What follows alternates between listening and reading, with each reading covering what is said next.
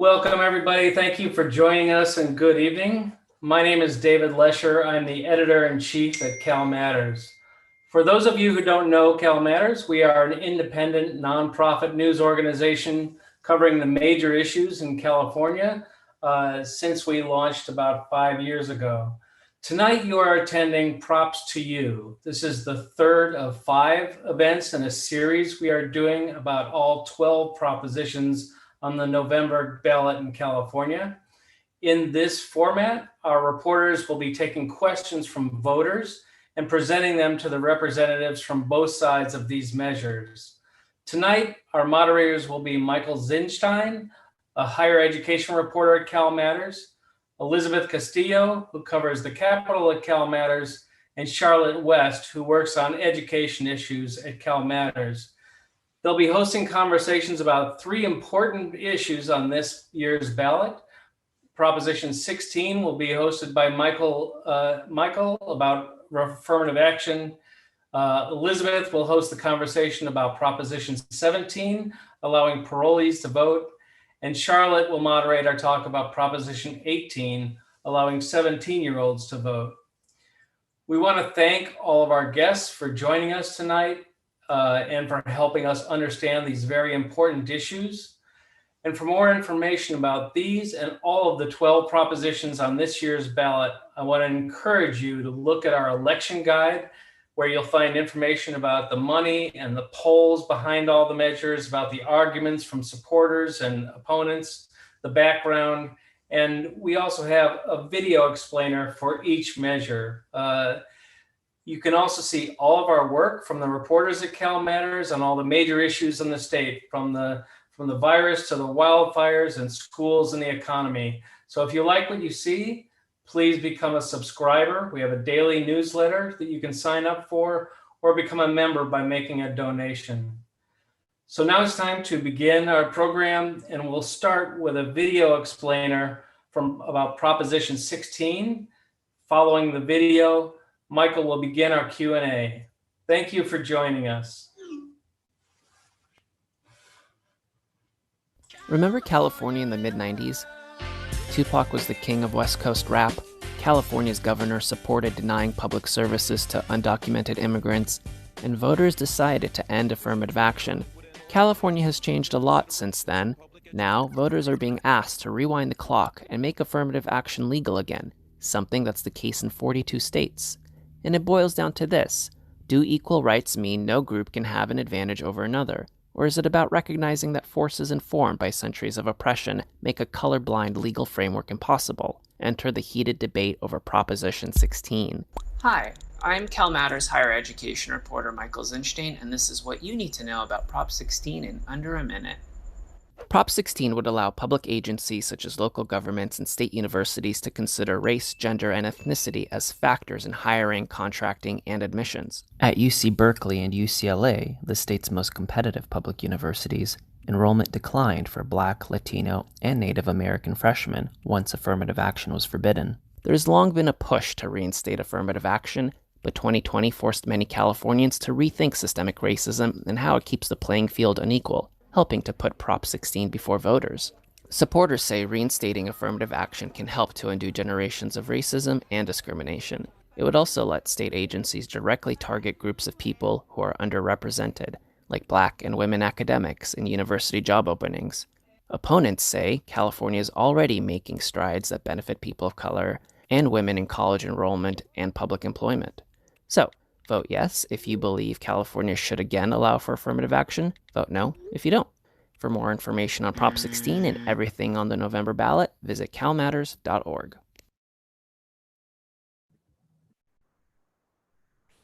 Hi, everyone.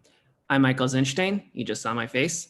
I'm the higher education reporter for CalMatters, and I'll be your moderator for the Q&A about Prop 16.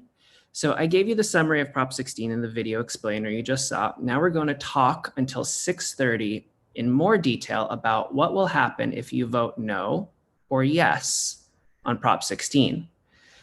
Joining us tonight to answer questions about Prop 16 are 2 people who officially represent the no and the yes sides. On the no side is Gail Heriot, co-chair of Californians for Equal Rights, and a law professor at University of San Diego. On the yes side is Thomas Saenz, president and general counsel of Mexican American Legal Defense and Education Fund, or MALDEF. So Gail and Thomas, thank you so much for joining us. As Dave mentioned above, this is a Q&A, not a debate. The goal is for me to ask the voters questions we receive directly to Gail and Thomas, and for Gail and Thomas to answer those questions as succinctly as possible, preferably without jargon. Gail and Thomas, you each will be able to respond to the questions asked. This is an opportunity to address the voters rather than debating one another. To make sure we stick to that, a few guidelines. I'm going to ask you both a total of 4 questions. However, viewers, if you have a question of your own, write them into the Ask a Question chat box. And if there's time for a 5th, I'll get to it. Gail and Thomas, for each of the 4 or 5 questions, you both get 2 minutes to respond directly to the voter's question. And remember that our event team will ping you a 30 seconds left alert so you know that time is approaching. If you feel so inclined to rebut something that the other person said, you can, but keep in mind your rebuttal will be part of the total 2 minutes to answer the question. So really the goal is to talk to voters and answer the questions they have rather than refuting or defending positions against the other speaker. I will let Thomas go first in answering the first 2 questions, and I'll let Gail go first when answering the other 2 questions. If we get to a 5th, I'll flip a coin. And everyone stick around till the end. We're going to do an Insta poll after the Q&A and see how you would vote on Prop 16 based on what you just heard. All right. Thomas, first one is for you. This is from Jonathan Locke. On Prop 16, there's a lot of confusion about how affirmative action is utilized in K-12 and higher ed. How can it and will it be used? Well, first, it's important to note that Prop 16 would only allow policymakers to consider affirmative action programs. How they choose to implement it is up to our elected and appointed officials.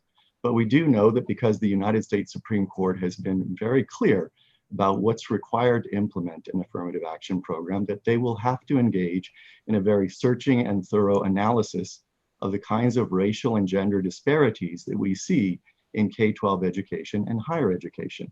After that very thorough and careful analysis, they will have to consider race and gender neutral alternatives to addressing those disparities before they can consider implementing a narrowly tailored race conscious or gender conscious affirmative action program. So the bottom line is that Proposition 16 would enable and indeed provide an incentive for our policymakers in education to engage in that thorough and careful analysis of the disparities that we all see, and then to consider taking all steps, including ultimately affirmative action programs. But before they get there, they will have to go through that analysis and make sure that they're looking at alternative approaches. And when they decide that those don't work, then and only then can they implement consideration of race or gender in very limited fashion. And that's all as a result of the guidance provided by the United States Supreme Court, which would apply in the state of California as it does in the 42 other states that continue to have the option of engaging in affirmative action. Okay, you won under 2 minutes. Gail, same question, and I'll repeat it. On Prop 16, there's a lot of confusion about how affirmative action is utilized in K-12 and higher education. How can it and will it be used? First of all, I wish you consulted me about the video that you showed, which I think was not exactly unbiased. Prop 209 is about discrimination and preferential treatment. The Prop 16 is all about removing from the Constitution the following words: the state shall not discriminate against or grant preferential treatment to any individual or group on the basis of race, sex, color, ethnicity, or national origin in the operation of public employment, public education, or public contracting. Note the words affirmative action don't appear there. It is not just me saying that Prop 209 did not forbid affirmative action generally. That's actually the decision of the Court of Appeals of California. And obviously you can tell from the wording of the ballot language that the Attorney General agreed. There are many forms of affirmative action that are still allowed. If they constitute discrimination or preferential treatment, they're not allowed under Prop 209. How does the system work? Well, for one thing, the study by the Center for Equal Opportunity before Prop 209 went into effect, looking at the 1995 admissions policies of the University of California, showed that the preferential treatment being given to underrepresented minorities was by no means a gentle thumb on the scale. It was worth hundreds of SAT score points. It's a very large preference. Fast forward to today, many people look at Prop 16 and say, well, it's designed to help the disadvantaged. That is not the case. The University of California is already in a position and already does give a leg up to students who are low income or students whose parents didn't have a chance to go to college. That was largely the result of Prop 209 when they shifted from making the assumption that all African Americans and all Latinos are disadvantaged and started to look at actual things like income level, things like whether the parents went to school. You know, Barack Obama was asked in 2007 whether he thought his daughters should be given preferential treatment when they apply to college. And he replied no. And I think that's right. They were from a very advantaged family. It is already the case that the University of California, pursuant to Prop 209, gives a leg up to students who are low income, students whose parents didn't have a chance to go to college. Thank you. And 2 minutes. I'm so sorry. Thank okay, you. fine. Okay, second question, again for Thomas. You go first. This is from Jeff Stein. What is the end game for affirmative action in California? In other words, will it continue forever or will it be stopped when a certain set of criteria have been reached? Well, under United States Supreme Court precedent, it will have to stop because we cannot have programs that continue forever. That guidance from the US Supreme Court would continue to apply. As you've heard, the courts in California have concluded that Proposition 209 does ban affirmative action. So Proposition 16 would enable us to again consider limited consideration of race and gender in things like higher education admissions.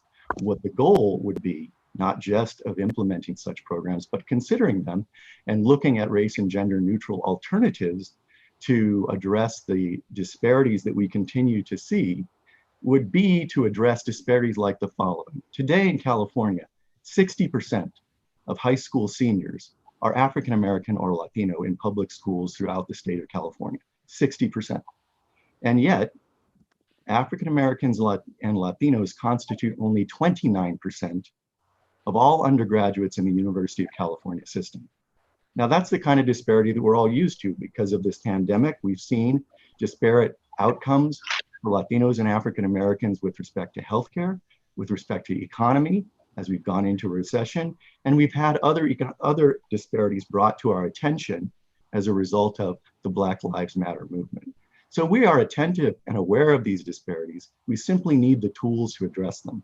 And Proposition 209 took away one of the most important tools that had the deleterious effect of encouraging policymakers not to even delve into those disparities because no elected official wants to look into an issue and then confess in the end that they're unable to solve it. So better for them just to ignore these disparities. And that's in fact what we've unfortunately seen, is an unwillingness to really look at the disparities that we know exist, to determine their cause and look at ways of approaching them. Those approaches might be race and gender neutral. One, for example, would be to eliminate standardized test scores that Ms. Heriot referred to, because standardized tests have been proven to have dramatic discriminatory effects on African Americans and Latinos, but they have absolutely no correlation to ultimate success in a university. So it's that kind of searching analysis that would occur under Proposition 16 with an end game of addressing disparities like that 60 versus 29. Okay, thank you. Gail, same question. Do you want me to repeat it or you? Okay. Well, first of all, I'm not sure where he got his 21% number. It's actually 41% of the admitted students in the entering class of 2020 are underrepresented minority students. Second, I don't know where he got the notion the SAT. I'm curious, are you referring to which groups are you including in that? That would be Latinos and African Americans. Okay. She's referring to the freshman class. The statistic I got from the University of California is for all undergraduates in the UC system, as I said. Thank you. Just clarifying it for the audience. Those numbers are much higher than they were under the law previous to Prop 209. There was something in the video that said that somehow underrepresented minorities are much worse off now. That is not true. The group that is actually the most underrepresented, for what it's worth, is whites at this point, and the admitted students at the University of California. But I think that's neither here nor there. What's important is that students should be admitted based on their academic credentials, and I think with a little room for a leg up for students who are low income, who do come from families that have not had the opportunity to go to college. All of that is perfectly fine and perfectly legal. The problem comes in when it's race that is the determination. And that, I think, is a big problem, because that means you're giving now opportunities to people who actually are quite well off. If we've already given a leg up to students on the basis of low income, on the basis of socioeconomic factors that put them at a disadvantage, that is going to benefit underrepresented minority students disproportionately. But that's fine. They're not being picked on the basis of their race. As for whether or not this will last into the future, in 2003, the Supreme Court said in the majority opinion that they expect, not that they require, that they expect that race preferences will no longer be necessary 25 years in the future. Alas, it didn't turn out the way they thought. The degree of preference went up in states outside of California after that decision, and there is no sign whatsoever that this is coming to an end. To the contrary, with Prop 16, if it passes, means it's getting stronger than ever.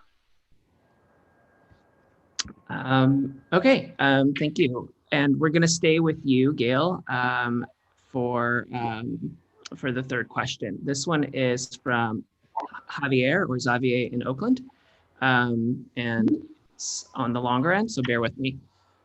I'm a high school junior. Sorry for the ice cream truck. I'm a high school junior looking at applying to some UC schools for college. I can see how affirmative action would help me as a Black student be considered in ways that maybe aren't considered now by law. But if I got in because of affirmative action, I'm wondering if I'd have this feeling all through college about, am I a token? Am I helping to fill a quota? Did I really get in because of my academic merit and not primarily because of my race? I'm wondering what the yes and no people would tell me about that. So Gail, you're up. I think that's an excellent question. The problem here is that when anybody, whether it's based on race or based on anything else, when they get into a school based on some sort of preferential treatment, you wonder, are people going to be looking at you and saying, well, you got in because of a preference, you wouldn't otherwise have gotten in. And that's one of the things that Prop 209 has done that I think has been very helpful. Under Prop 209, a student who is African American, a student who is Latino, a student who is an American Indian, doesn't have to be looked at as if somebody brought them in on account of their race. They know it didn't happen. And I think that has been extremely helpful. A story that I remember from right after Prop 209 went into effect, the University of California at San Diego used to have a program that was limited to underrepresented minority students, what they called a bridge program, that would kick in a few weeks before school started for newly admitted students if they were underrepresented minorities. And I saw the readings for the bridge program once. And they were very, very biased towards saying, you're going to have a terrible time here. Everybody's going to hate you because you're an underrepresented minority. The year Prop 209 went into effect, they switched it slightly. And they allowed in people who were low income and such. But there was a student who was Latino at the time.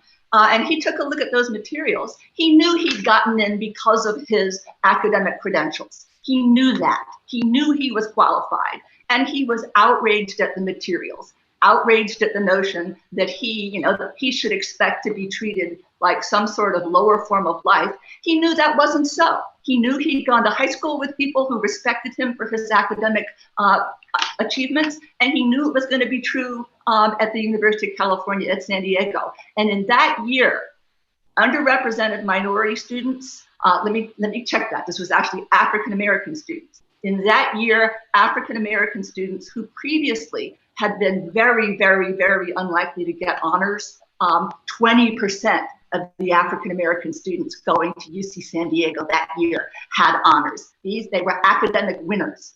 And we have academic winners of every. I'm so sorry. We just have to stick to the time. Thank you. Thomas, your response? Sure. Let me begin by saying I was a beneficiary of affirmative action.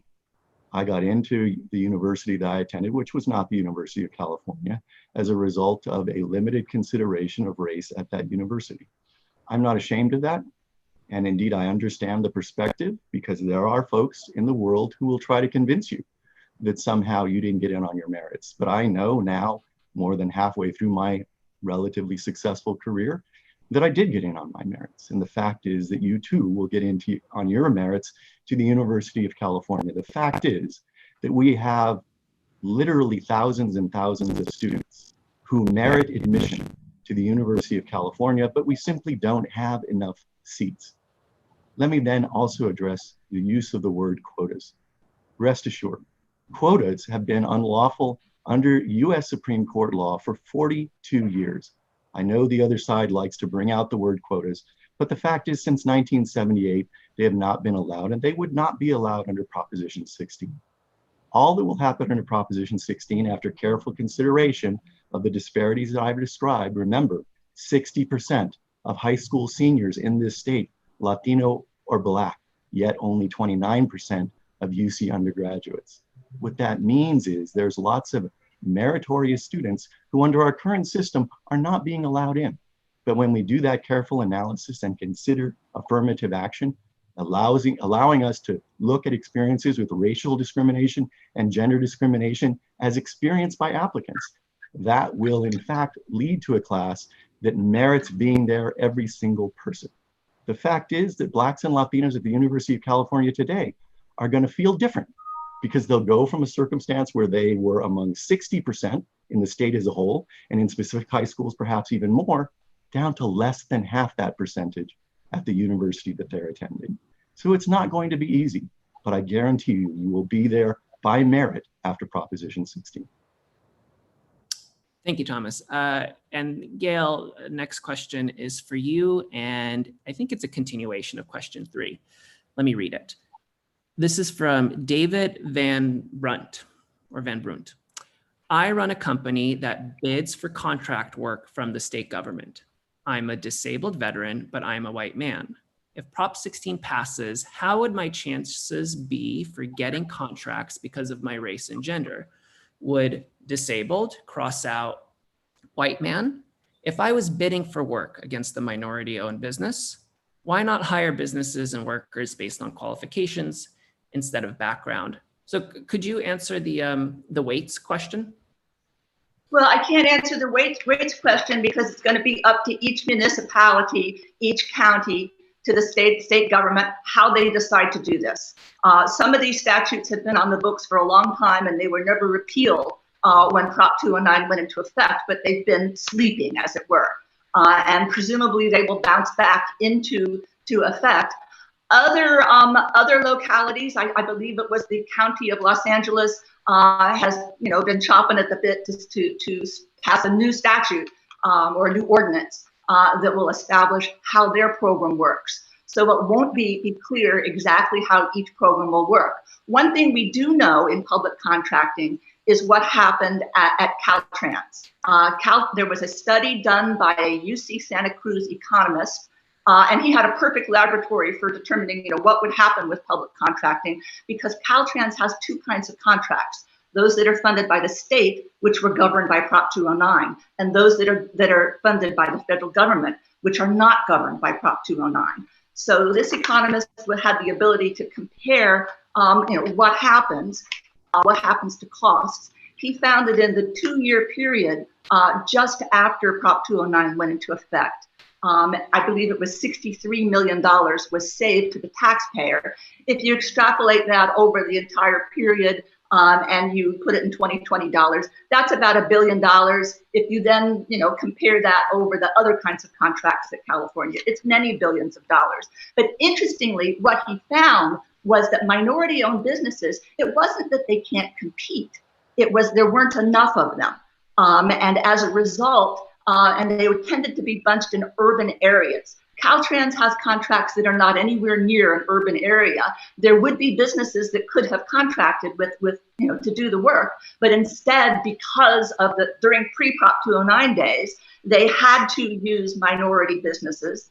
And these businesses were having to work far away from their headquarters. And that's what made it difficult for them to compete. And that's what ended up costing the taxpayer so much money. I think it's an insult to say that minority-owned businesses and women-owned businesses can't compete. They can, but what was happening in the pre-Prop 209 period was that these businesses were being stretched into areas that they really were not, prepared to do the job as efficiently, and that's what happened. Yeah. So sorry. I do try to let you finish your last 2 sentences. I'm so sorry for the brevity of the format. Thomas, your turn. So I would say to the questioner, first of all, you will still be able to compete. Furthermore, you will know and see efforts to root out discrimination in contracting that affect people of all races and all genders, because that's the kind of searching analysis that in the contracting arena, as in the higher education arena, is required by the US Supreme Court. So there's no question but we can arrive after disparity studies required by the Supreme Court are conducted, including looking at what disparities exist in contracting and looking at what causes those disparities and taking steps, starting with race and gender neutral steps, but possibly extending to limited consideration of those matters in awarding contracts.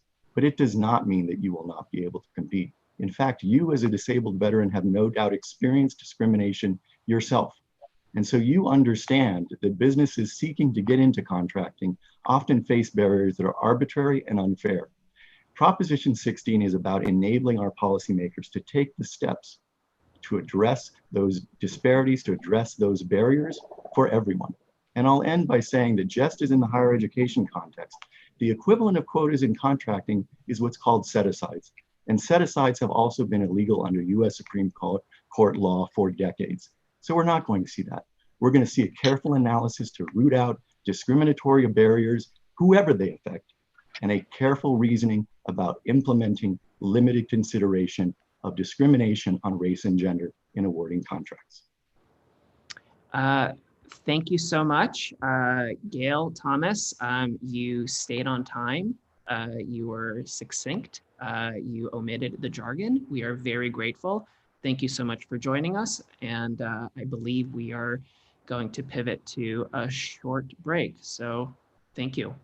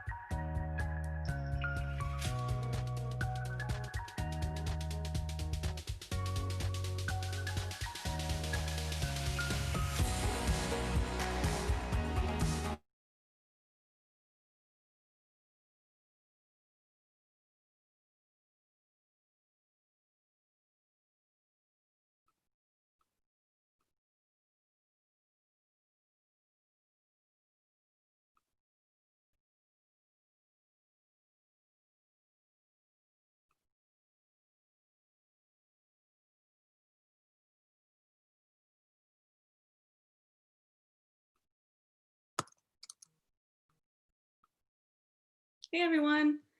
All right.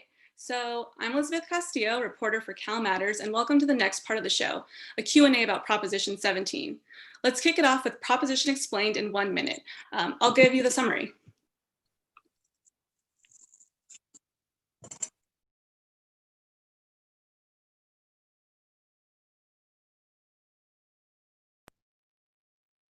"16 states and the District of Columbia allow people to vote once they're released from prison. Vermont and Maine even let people vote from inside prison. But California not only bars state prisoners from casting ballots, it also prohibits roughly 50,000 parolees from voting. This election could change that."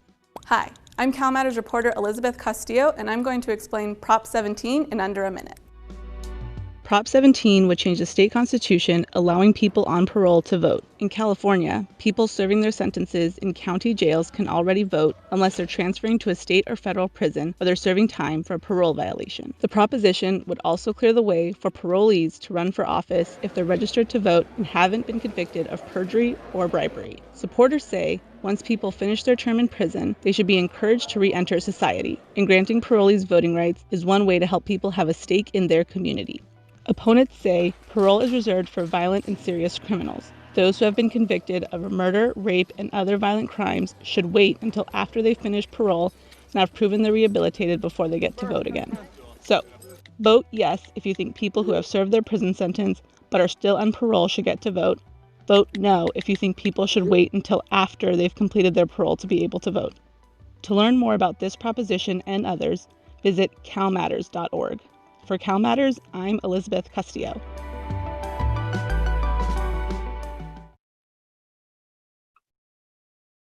Okay, great.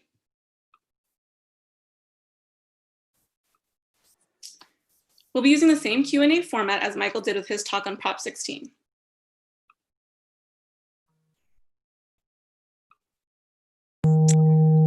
I'll start by introducing the two people representing the yes and no sides of Prop 17. On the yes side is State Assemblymember Kevin McCarty of Sacramento, who introduced putting Proposition 17 onto your ballot via the state legislature. On the no side is Nina Salerno-Besselman, Executive Director of Crime Victims United of California. And a reminder of the Q&A discussion guidelines. I'm going to ask you both 4 questions. If there's time for a 5th question, I'll get to do moderator's choice and select a question from our live audience. So viewers, write your question into the chat box. Assemblymember McCarty and Nina, for each of these questions, you both get 2 minutes to respond directly to the question. And we will also ping you with a 30 seconds left alert so you know it's time to wrap things up. If you feel so inclined to rebut something, you can, but keep in mind that your rebuttal will be part of your 2 minutes to answer the question. We ideally want you to use the 2 minutes to answer the question and not argue against the other person's point. And everyone, will do another Insta poll after the Q&A to see how you would vote on Prop 17 based on what you just heard. Great, so I will go ahead and get started. My first question is, can you explain your opinion on how parole should work and how those thoughts shape your opinion of Prop 17? Assemblymember McCarty, we'll start with you. Yeah, thank you. And first, thanks for having us today. And I think an informed electorate is what these propositions are all about. This is a chance for 20 million plus voters to be legislators like I do on a regular basis. And so these are complicated, so breaking them down is critically important. The question about how I view about parole is pretty much what this measure is all about. I've been working the last few years to help reintegrate those people who are formerly incarcerated back into society. And once someone is released on parole from state prison, they're deemed by the parole board and so forth to be worthy and safe enough to go back into the community. And we want to help those people succeed. We want to make sure they have a job and housing and reintegrate with their families and become regular participating citizens. And voting is a key piece of that. And parole by its definition in the penal code is not more punishment. Parole by its definition is helping reintegrate people from prison back to the community. So we view that voting rights are a piece of the puzzle of what it's like to be a citizen. And having somebody, with a scarlet letter on themselves saying they can't vote, it just, further perpetuates them in a negative light. And if we wanted to help them to succeed and not be a statistic as far as recidivism, restoring voting rights is not only, I believe, a moral right thing to do for California and our values, it's smart public safety wise. Research has shown that people who have voting rights restored are less likely to reoffend and more likely to be successful. That's why, as you mentioned, there are over a dozen states in our nation that already do this, as well as most countries around the world. Thank you. Great, thank you. Nina, your response? Sure. Parole is a very, very key part of rehabilitative process. Once you're let out of prison, you are placed on parole. But what is key and what is important and is not being informed to the electorate, and I do want to thank you for the opportunity to have this, is that parole is part of the sentence. So once you come out the prison doors, the parole piece, which is only 1 to 3 years in California, depending on the crime, and that's even for the serious and violent crimes. And we have to remember in the state of California right now, that is all we are housing in our state prisons, are serious and violent felons, which that category was narrowed under Prop 47. So that category is really the murderers, rapists, and child molesters. Not even domestic abusers are serious and violent felons anymore in the state of California. Not even child abusers are serious and violent felons in the state of California, nor human traffickers. So it's a very narrow category that is there. And parole is a key component of that sentence. It is still part of your prison sentence. It is your chance to come back out into society to rehabilitate and reintegrate. So it's not that just walking out the prison doors, you have completed your prison sentence. That 1 to 3 years is a very key component of that sentence. And I believe it was in 1974 in California that we restored the rights for felons to vote upon completion of parole. And there is really no reason to change that. It is a very narrow window, but it is completing your entire sentence. In fact, in the language in the voter guide, they are saying, well, it's upon completion of a sentence, and that is not correct. The completion of the sentence includes the parole, which in Crime Victims United, for many victims and for public safety, is very, very key, because that is the reintegration into society. Great. My second question, how does this proposition affect average Californians?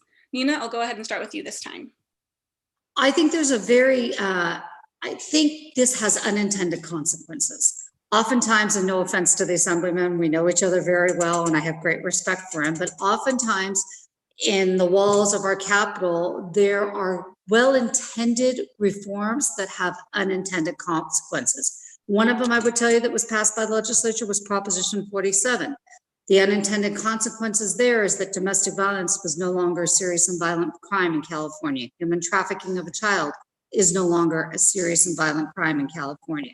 So well-meaning reform had unintended consequences. Proposition 17 has the same thing, because when you think about it, especially somebody that has served a long-term prison sentence, your life is very measured in prison. You are very restricted.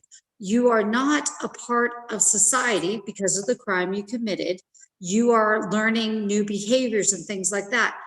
So just walking out the door and then all of a sudden having the right to vote without understanding what the impact of your vote may be, because you haven't been taking your children to school. You haven't been working a job. You haven't owned property. You haven't paid property taxes.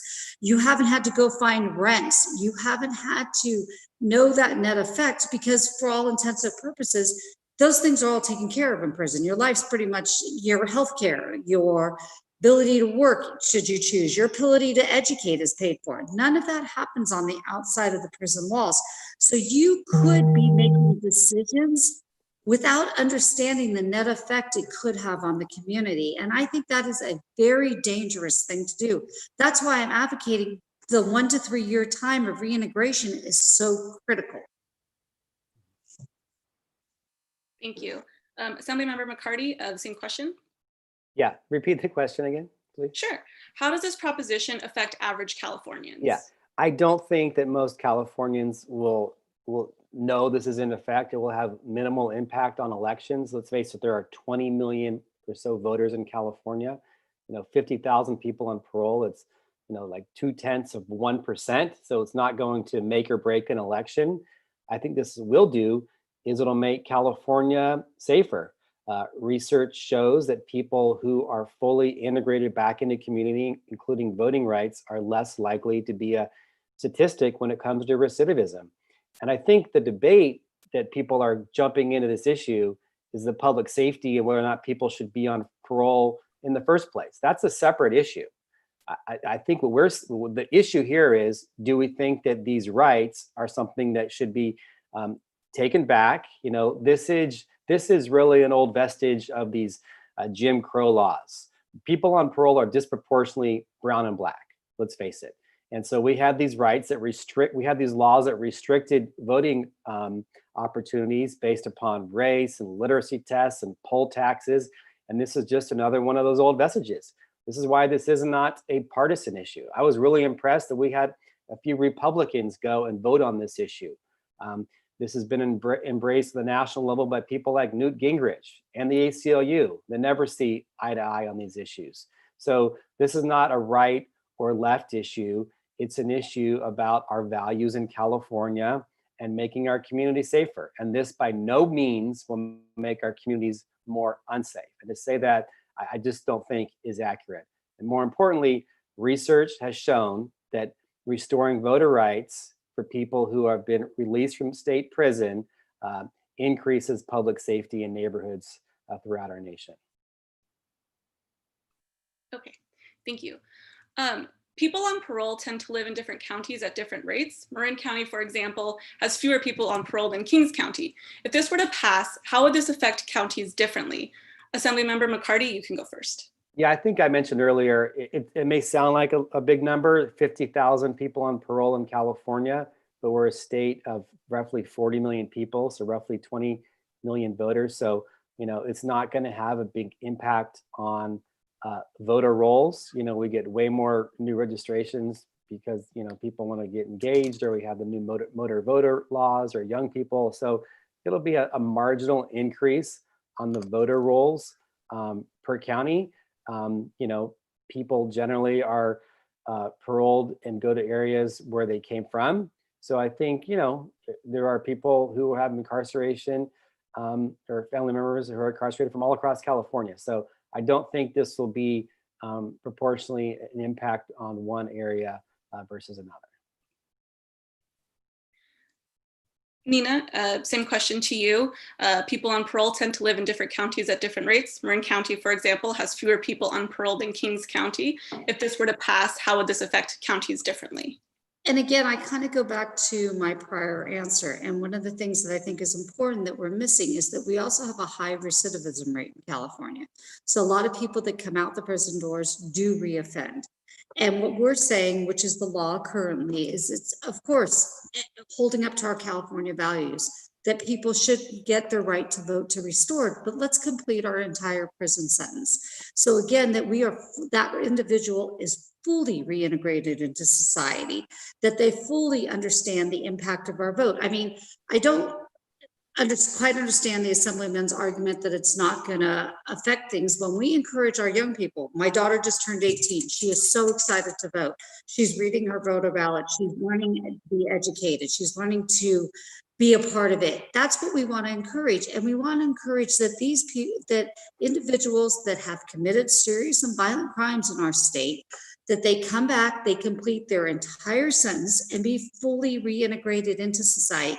So I do think that, especially in a county that may have more people on parole, the net effect could very well be demeaning and detrimental to public safety, because we could have people voting out there without understanding what the impact of that vote may be, based on the fact that they have been incarcerated, they have not completed their entire sentence. It's like having somebody come out of prison that is a rapist and they have the right to vote, but then what if they reoffend or they violate, they go back within a year. So we have this revolving door. We're going to have net effects from it. We're going to have very bad unintended consequences that are going to affect our communities, our schools, and our neighborhood. Thank you. So this will go ahead and be the last question. And I'm hearing that Assemblymember McCarty has another event after this. So if both of our respondents can keep the answers relatively short. Compared to some of the other propositions, this one seems fairly straightforward. Is there any aspect to this measure that could be confusing and you want to be sure voters clearly understand?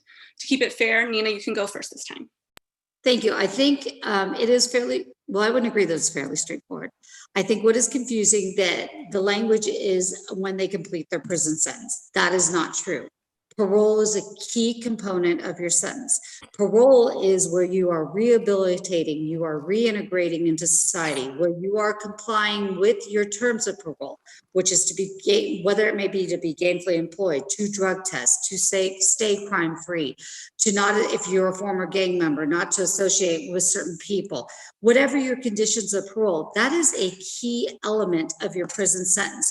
So it is misinformation, misleading to the voters to say, well, we want to restore the rights when their sentence is completed, when their terms are completed, because walking out the prison door does not complete your sentence.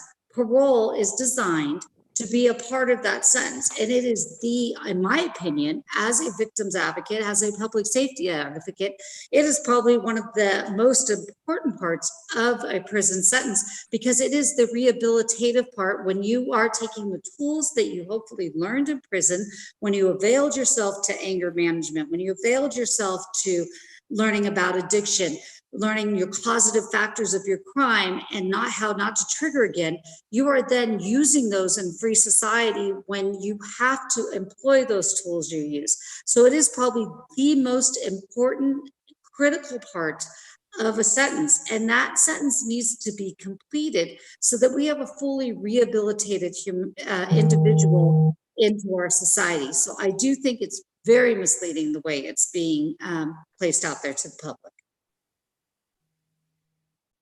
Thank you. Yeah, Yeah, thank you, Elizabeth. And not surprisingly, I totally disagree. I'm looking at the ballot statement, my ballot right here, happened to be right next to me, and it says, restores voting rights upon completion of a prison term.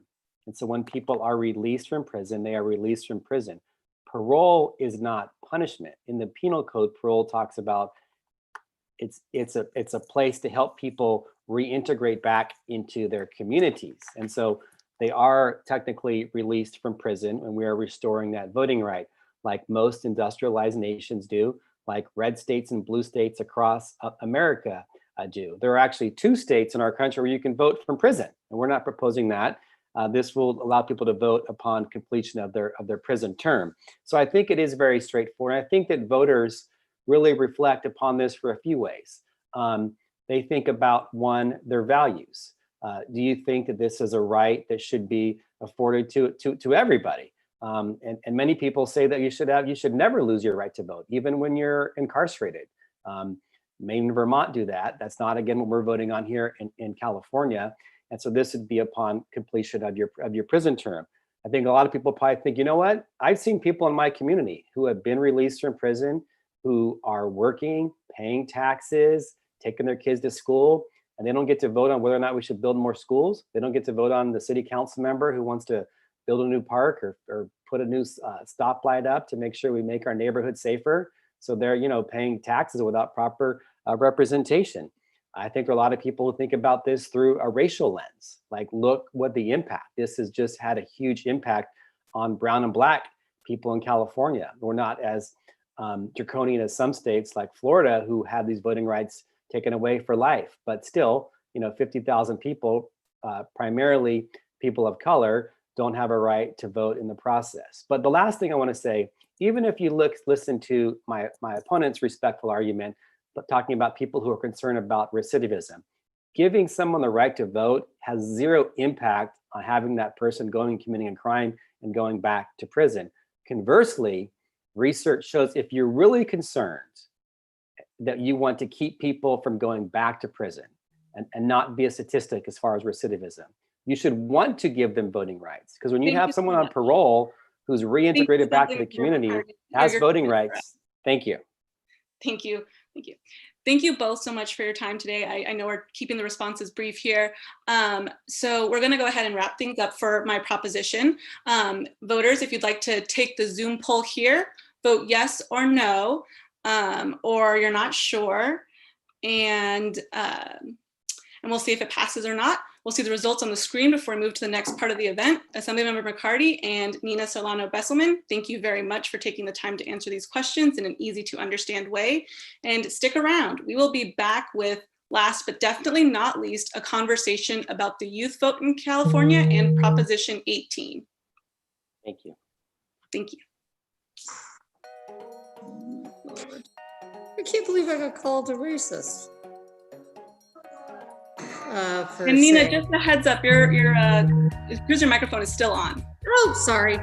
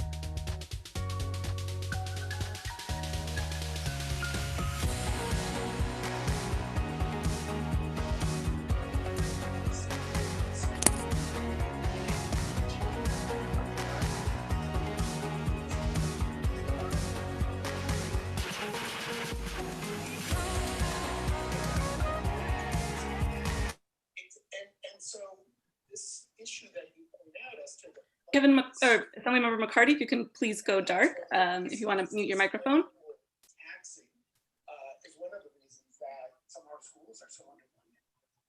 Hi, everyone. I'm Charlotte West, education reporter and training coordinator for the CalMatters College Journalism Network. And welcome to the next part of the show, a Q&A about the youth vote in California and how or if Proposition 18 could change that.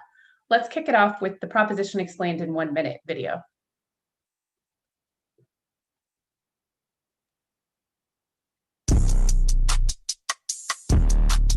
Kids today, there's TikTok and iPhones, Instagram and virtual graduations. And soon, there may be voting. Voting among young people is pretty abysmal.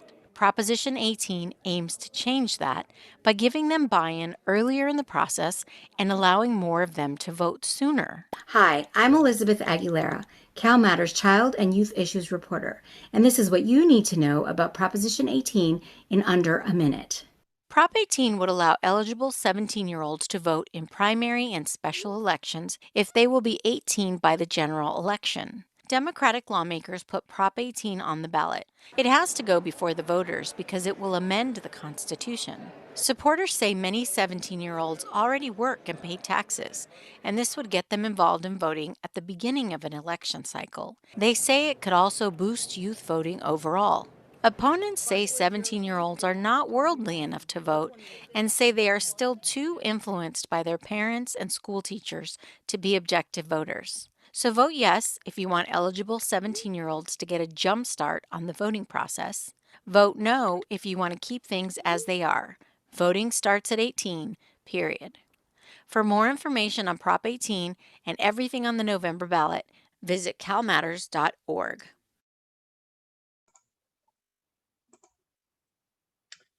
Okay, you saw what Proposition 18 is all about. This segment is going to be a little bit different because instead of a yes and no Q&A about Prop 18, we're going to have a conversation about the youth vote that many of us who are no longer in the 18 to 24 age bracket have heard so much about. We'll connect it to Proposition 18 in a way that informs you about whether or not you'd vote yes or no on it. I'm excited to delve into this because there's been a lot of momentum around the youth vote here in California, from the statewide proposition to local measures in Oakland and San Francisco that would lower the voting age to 16 in some local elections. Joining me here for the conversation are Jason Chen, a senior at Lowell High School in San Francisco, and also the Governmental Affairs Policy Director for the California Association of Student Councils. We also have Tyler Okeke, a vote at age 16 advocate and youth organizer at Power, California, and Mindy Ramiro, founder and director of the California Civic Engagement Project. She researches political behavior and the changing of voter demographics, particularly among youth and communities of color in California. We've got around 15 minutes for this discussion, so to get in as many questions and answers as we can during this time, there's still a couple of guidelines I want us to follow. I'm going to ask each of you a couple of questions, and if there's time for a question or two from the audience, I'll take ones that come in via the chat box. So again, viewers, please type your questions in there so we can see them. Jason, Mindy, and Tyler, this will be more of a conversation than a Q&A like parts 1 and 2, but we're still going to try for the 2-minute max when you're answering a question. If one of you wants to chime in with a comment to add to someone else's, please feel free to do so, but still let's aim to keep it to under 1 or 2 minutes. And remember that the event team will ping you a 30-second alert so you know when it's time to wrap up your thoughts. And we'll do one last Insta poll after this Q&A to see how you would vote on Prop 18 based on what you just heard. I'm going to start by asking Mindy a background question to set the stage for our conversation. So Mindy, what does your recent research tell us about the youth voter turnout in California? Why has turnout of voters between the ages of 18 and 24 historically been so low? And are there places in California where the youth vote might be particularly important in this election?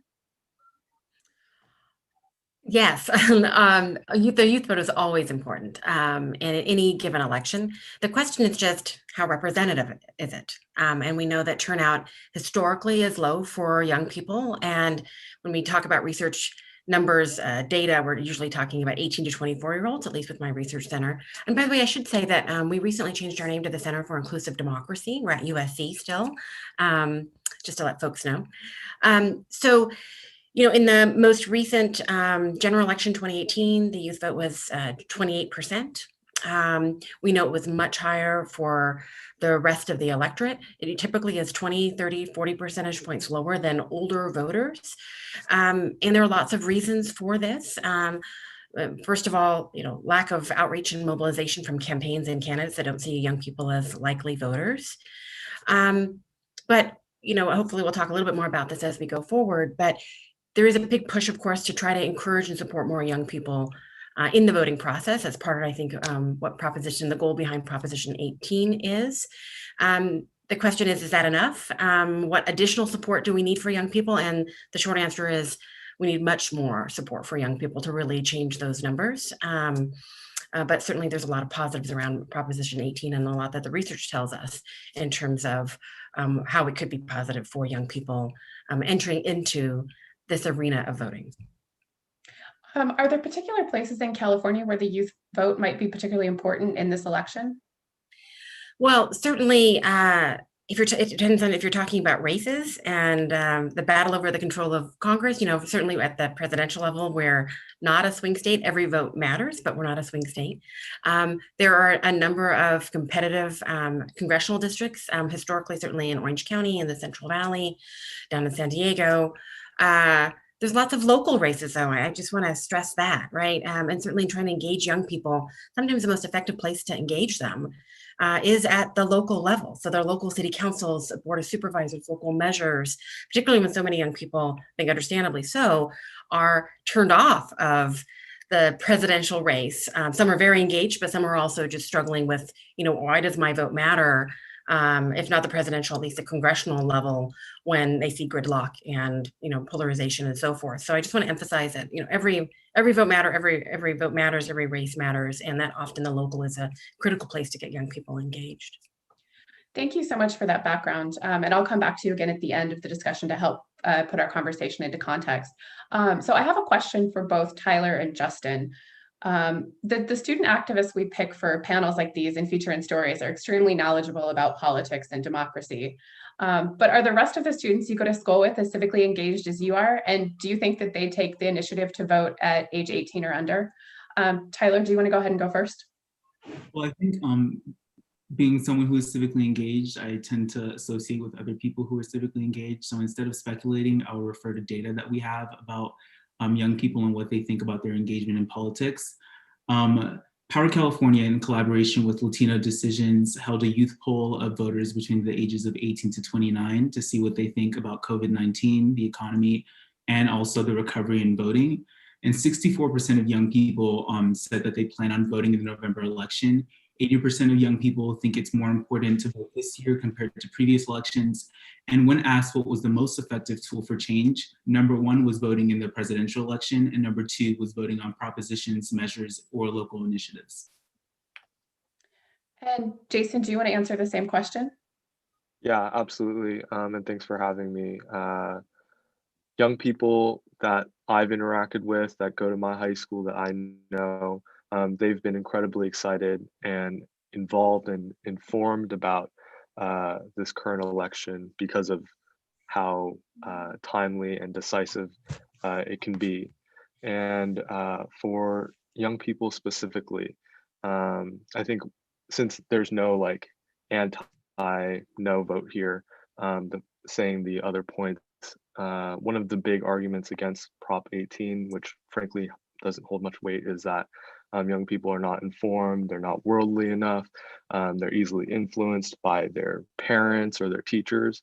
Well, I mean, that same argument was used against women's suffrage when the right to vote was expanded to women. They said that wives would be too influenced by their husbands and their gossip and whatever totally sexist ideas are.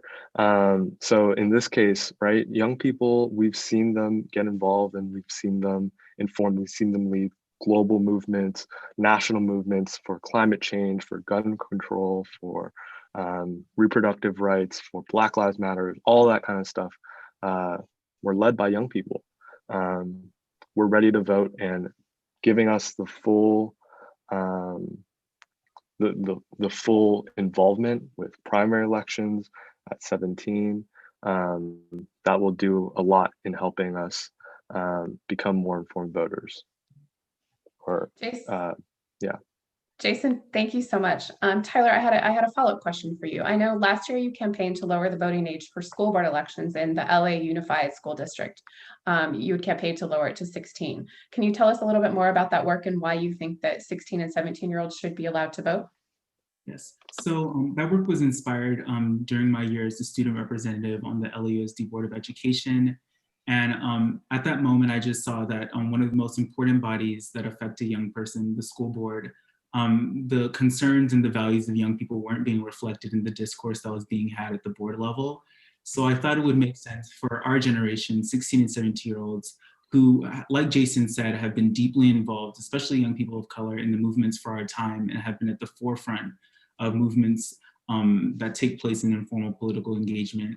And I thought that introducing a resolution that allow young people to have a say in who represents them at their school board level will change the discourse that's being had and bring the concerns of our policymakers back to the classroom and the decisions that really matter, which are what are facing young people in the classroom and how we feel about the issues on the ballot. Well, that actually is a perfect segue into another question that came in from one of our audience members. So if Prop 18 passes, would you like to see election information added to California high school curriculum in government and civics classes? And if Jason, if you want to start that, since you're still in high school, I'd love to hear your perspective on that. Yeah, absolutely. And I'm taking government classes every single day as part of my senior year curriculum, and all seniors have to do it anyways. We're already having daily conversations about what's going on in our world with every new development that seems to come in every like 3 hours or so.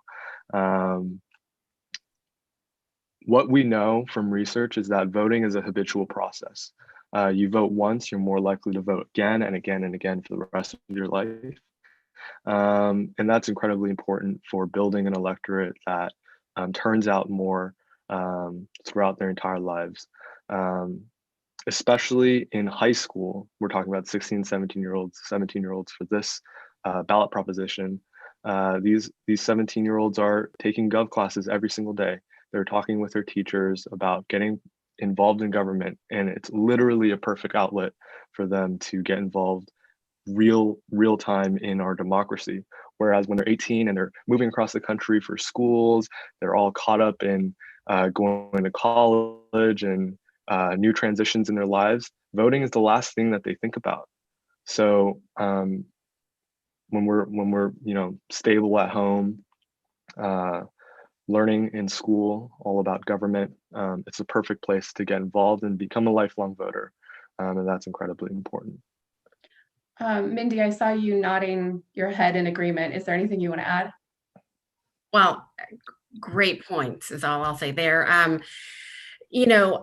mentioned earlier that we need to do more for young people. So with or without Proposition 18, we need to be providing a robust, strong civics education to our young people today. We do have some requirements in schools in terms of prioritizing civic engagement, but on the ground, still it's pretty rare to see really the kind of what I call the how, what, and why. All the nuts and bolts, actually walking the voting process through with young people, and really connecting them to the issues, the active voting, to the issues that they care about. And certainly it goes hand in hand with Proposition 18 and any conversation around lowering the youth vote. Yes, young people are in schools. They can debate, they can discuss, they can have these conversations, they can apply it to the world around them and their communities around them.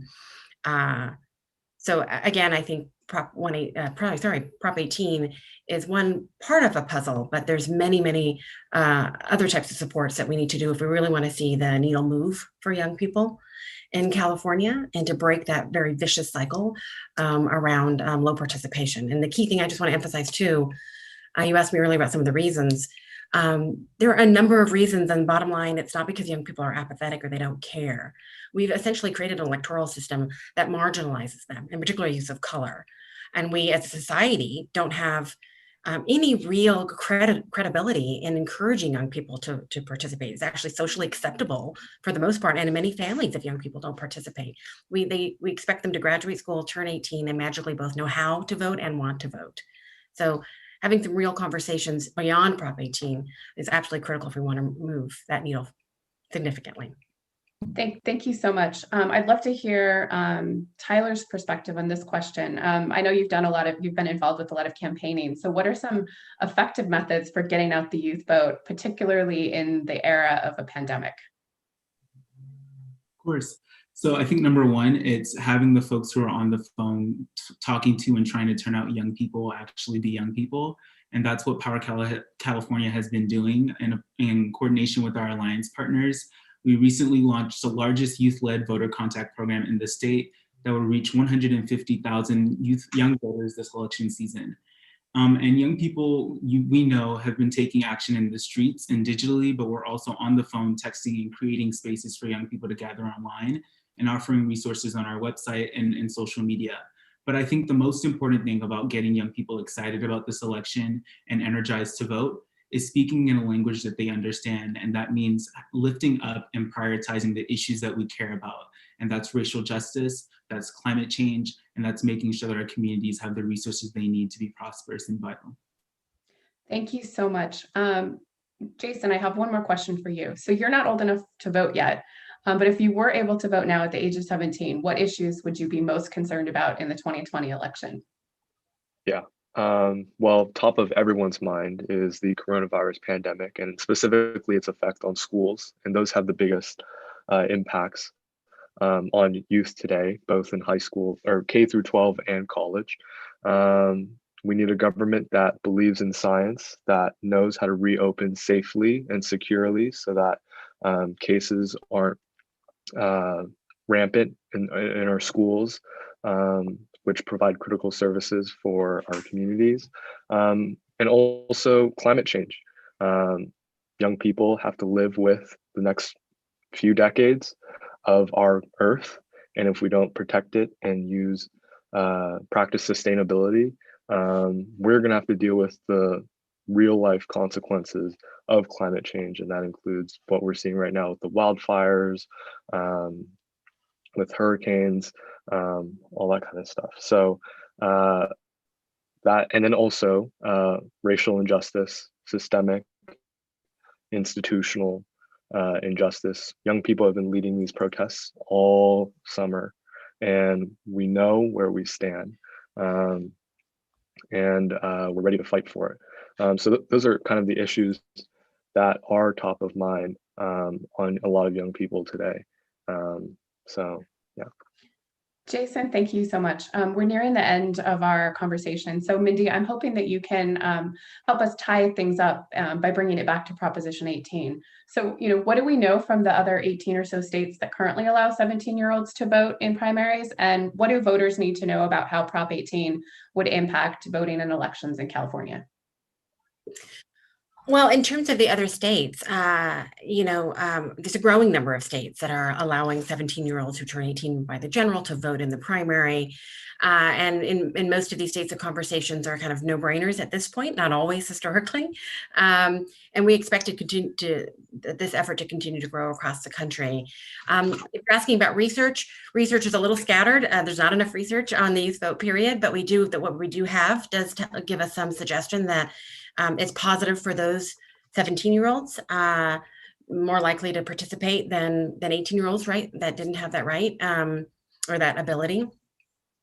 And I think for voters in California, it's vast majority of voters, it's not going to affect them except for the fact that, and this is a very big, positive, that young people being able to vote in the primary automatically gets them more engaged. They have a say in the ballot that they're going to be voting on in the general election. Their perspective, it's not only good for young people, but it's very good for our democratic process overall, for our elected officials to have for there to be more representation of young people in selecting of elected officials and other ballot propositions and so forth. Elected officials need to hear from all those that they represent. And they haven't been hearing enough from young people, 18 to 24, whatever age range you want to talk about. And certainly anything that can engage young people earlier and hopefully then continue to see them voting through the life course is a positive in terms of having their voice in the electoral and policy making process. Thank you so. Oh, go ahead. Quickly. I guess I'll just add on by saying lowering the voting age in any way has the potential to strengthen democracy. So if low voter turnout among young people is something that we're concerned about, let's look at places where lowering the voting age has actually happened. So across 6 elections in Austria, Scotland, and Norway, where the voting age was lowered to 16, turnout among young people ages 16 to 17 was comparable to overall turnout and higher than turnout among the age of 18 to 24 group. And this isn't unusual because we do know that once young people vote in their first 2 consecutive elections, they're more likely to become lifelong habitual voters. Thank you so much, Tyler. That's a great note to end on. Okay, voters, so let's take our Zoom poll here. Vote yes or no. We're still not sure on Proposition 18. And we'll see the results on the closing screen before we click on leave meeting. Mindy, Jason, and Tyler, thank you so much for taking the time to join us and talk about youth voting and Proposition 18 in an easy to understand way. We'll be back next week with our final 2 Props to You events, also with the 6 p.m. start time, featuring tech battles on Tuesday. And wait, didn't we vote on this already on Wednesday? You can register for our upcoming events at calmatters.org/events. Please don't forget to vote. Besides these events and our explained in 1-minute videos, we've got a great voter guide with more information about the 2020 election in California. And help us keep things going like our voter guide videos, events, and overall coverage of California policy and politics. Consider becoming a donor or member and giving us some financial support by going to our website and making a donation at calmatters.org. Good night, everyone. Thanks again for joining us, and we'll see you back here next week.